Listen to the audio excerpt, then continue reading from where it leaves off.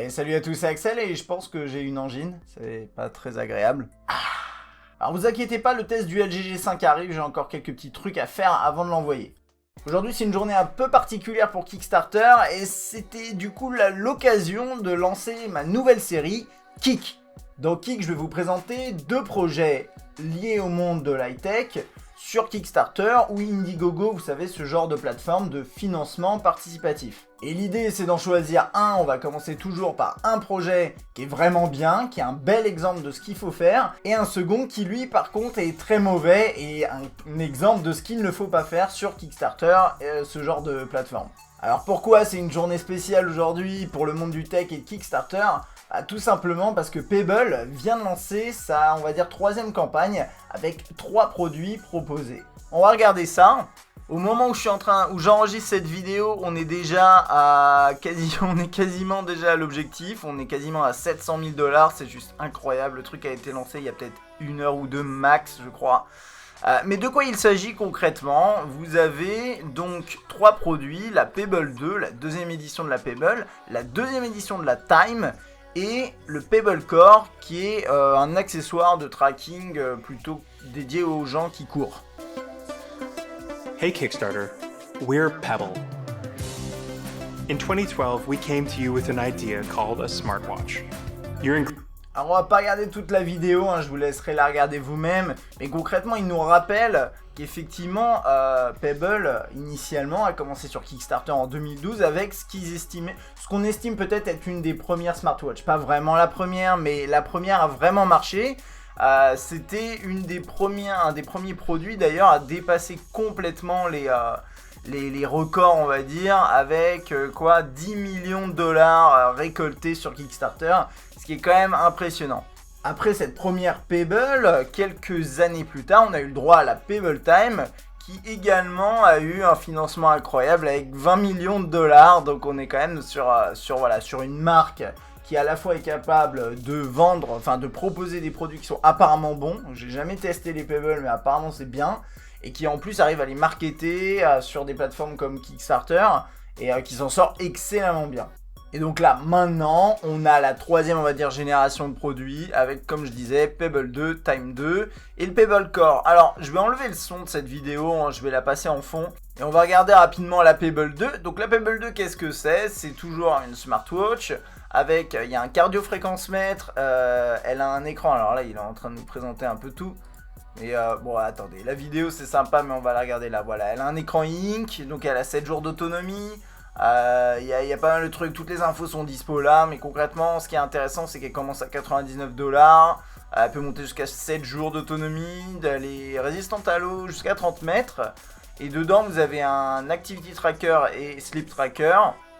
Un micro pour lui dicter ce que vous avez, par exemple des réponses à des textos, ce genre de trucs, et un cardio-fréquence-mètre. De l'autre côté, on a la Time 2 qui, elle, commence à 169 $. Alors ça, c'est pour les early special, là, c'est les early bird, je crois. On va regarder après les rewards, les récompenses, mais bien sûr, pour moi, là, Pebble, ils utilisent Kickstarter, mais au final, le produit est là. Enfin, ils annoncent une livraison. Alors, il y a deux livraisons possibles. On va regarder ça un peu plus en détail après, mais en fin 2016 et début 2017. Souvent sur Kickstarter, on a à peine un projet. Là, c'est déjà une entreprise qui a sûrement déjà au moins, pas déjà le produit, mais je veux dire, il est là, quoi. Il est fait. C'est juste une plateforme pour vendre en fait, c'est du e-commerce. Et cette Time 2, donc ils annoncent 10 jours d'autonomie, 30 mètres de profondeur, et c'est un écran 53% plus grand que sur la précédente Time, et qui est en couleur. Au niveau du design pour la Pebble 2, on trouve quelque chose d'assez classique, plastique, simple, et 99 $. La Time 2, on a un peu plus de variantes, c'est plus sympa, enfin je crois qu'elle est en métal d'ailleurs. Elle a un design, c'est le même que le Time 2 mais avec un écran plus conséquent. Et puis là on a le Pebble Core en fait qui est un module que vous allez fixer sur vous, sur votre bras, dans votre chemise ou quoi, quand vous allez courir et qui va être connecté au réseau 3G. Et alors ça, je sais pas comment ça marchait chez nous, ça va falloir surveiller quand même, je sais pas si on peut mettre une SIM dedans. Et qui est capable de lire de la musique avec Spotify, de envoyer un texto par exemple d'urgence si vous avez un souci, ce genre de truc. Donc ça c'est plutôt intéressant. Et d'ailleurs ils ont une variante du Pebble Core qui s'appelle le Pebble Core for Hackers, qui est en fait c'est juste un bouton intelligent que vous pouvez configurer, mais ça c'est vraiment pour les gens qui ont envie de développer a priori. Donc 3 produits vraiment intéressants finalement. On va regarder un peu les récompenses, voir ce qu'on a. Donc il y a d'abord un Early Bird Special sur la Pebble Core. C'est un peu bizarre d'ailleurs parce que en fait sur celui du bas qui commence... Ah, c'est parce que c'est contribution de 69 $ ou plus, voilà, pardon. Donc à partir de 69 $, vous pouvez avoir une Pebble Core en Early Bird. Vous en avez 5000, donc il y a de quoi faire encore, mais ça part vite, hein. Regardez, là on est quasiment à 800 000 $ déjà. Et ensuite après, on a Pebble Core à partir de 79, et ça sera vendu 99 $ dans le commerce après.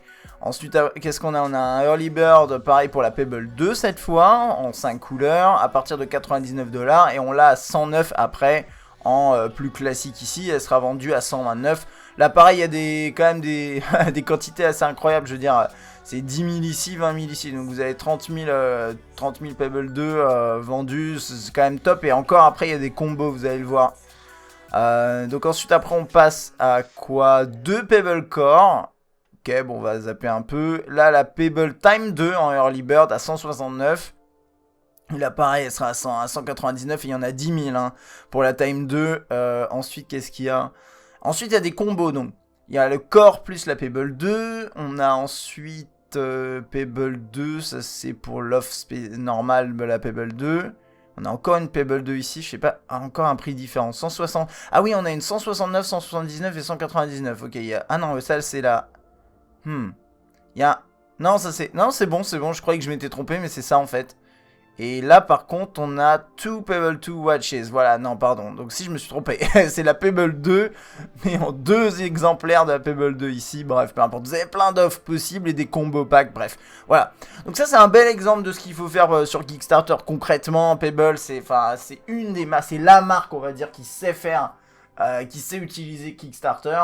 Et donc on a une belle vidéo que je vous invite à regarder, qui est vraiment top. On a plusieurs produits, on a des vraies récompenses puisqu'on achète directement les produits, c'est pas du bullshit. C'est des produits qui sont bien présentés, avec des belles images, on a des beaux schémas qui montrent un peu tout. Enfin, c'est vraiment pas de la merde quoi. Ils savent exactement ce qu'ils font. C'est un très très très bel exemple de beau Kickstarter. Et d'ailleurs le produit est plutôt sympathique. Je suis assez... j'hésite presque à me prendre la Time 2, mais ça, on verra bien. Donc ça, c'était un bel exemple de projet Kickstarter avec un produit qui en soi est sympa. On va passer maintenant à quelque chose qui a l'air... j'ai pris un truc... en fait, je suis allé dans la liste des projets qui arrivent sur la fin. Et j'en ai pris un qui était quasiment pas financé. Donc ça veut dire que clairement, il n'y a personne qui est intéressé. Et on va essayer de comprendre pourquoi, mais surtout, on va voir ce que c'est. Alors, on est sur un projet là qui s'appelle Build Platform to Run Android OS on iPhone 5 Models. Donc en gros, créer une plateforme qui permet de faire tourner Android sur les iPhone 5 par une boîte qui s'appelle PR and Company Media. Donc c'est un nom qui c'est un peu bizarre. Donc il y a 3 contributeurs, il reste 4 heures, 59 $. Dites-vous que le projet bien sûr va pas être fondé, va pas être financé. Donc là, il y a tout ce qu'il faut pas faire déjà sur la présentation du truc, c'est-à-dire que, en gros, c'est juste une idée. C'est vous allez devoir financer une idée pour donner des sous à un gars qui va devoir ensuite faire du développement pour potentiellement arriver à faire tourner Android sur des iPhones. Vous n'avez pas de vidéo de présentation, vous avez juste une image d'un iPhone 5 avec une capture d'Android dedans, c'est un peu maigre pour financer, et il demande tout de même 500 000 $. 500 000 $ pour son truc, c'est assez violent, même s'il y a une entreprise derrière, ça fait pas très sérieux quand même. Alors bon, il n'y a pas trop de visuels, mais il y a quand même pas mal de texte. Je vais regarder rapidement et puis on va voir si c'est intéressant. Donc est-ce que vous avez toujours voulu acheter un iPhone 5, 5S, 5C, mais qui tourne sur Android? Alors déjà, question d'emblée, et ça c'est un problème sur ce projet, c'est que non en fait. Typiquement, si j'achète un iPhone, c'est pour avoir iOS. Si j'achète un terminal sous Android, sachant qu'il y a une pléthore de choix, c'est pour tourner sur Android. Donc là, déjà de base, le projet il est foireux. Rien que pour ça, c'est qu'il y a, il n'est pas justifié à mon sens On va pas acheter un iPhone juste pour le design et se dire oh j'aimerais bien qu'il soit sur Android. Dans ce cas-là, on achète parmi les milliers de téléphones sur Android qui sont disponibles, notamment des terminaux à des tarifs moindres et avec des designs similaires. Alors quand on avance un peu, ils expliquent concrètement qu'il y a eu des projets à l'époque sur les iPhone 3GS et tout. On avait d'ailleurs apparemment qui ont réussi mais qui ont été arrêtés et que depuis on n'avait rien. Bref, et leur projet, il dit, c'est d'avoir une plateforme open source qui serait en fait, ça c'est pas trop nul comme principe, mais c'est juste de créer en fait du dual boot sur un iPhone avec de l'iOS et de l'Android, même si bon voilà. Donc ça c'est le but initial. Et alors par contre, on sait pas qui c'est cette boîte, ils expliquent pas vraiment, et ils disent.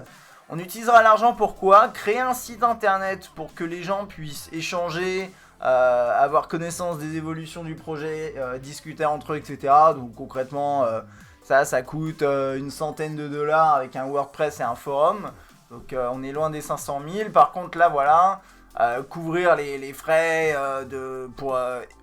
pour embaucher des développeurs et pour faire de la communication, etc. autour du développement. Alors, oui, et en même temps, du coup, ça veut dire que en quoi cette entreprise, PR and Company Media, a la légitimité pour mener un tel projet. On ne sait pas, c'est pas mis en avant.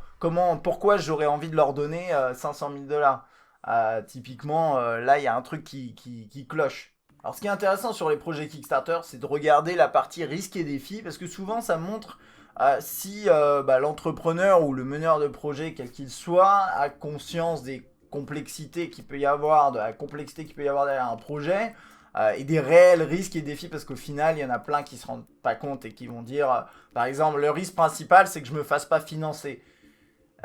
Non, c'est pas ça ton risque principal, c'est ton projet, c'est ton produit, c'est ce qu'il y a dedans, voilà. Et donc là, bon, je suis un peu partagé. Ce qu'il dit comme risque et défi, c'est qu'en gros, les iPhones ont été développés à la base que pour faire tourner iOS, et que Apple l'a créé à la base de cette façon-là.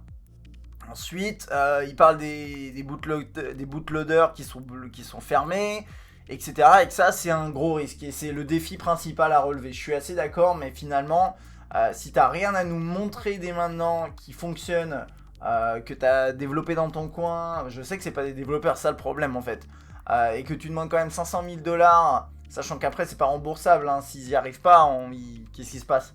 Donc voilà, ça me paraît un petit peu maigre quand même.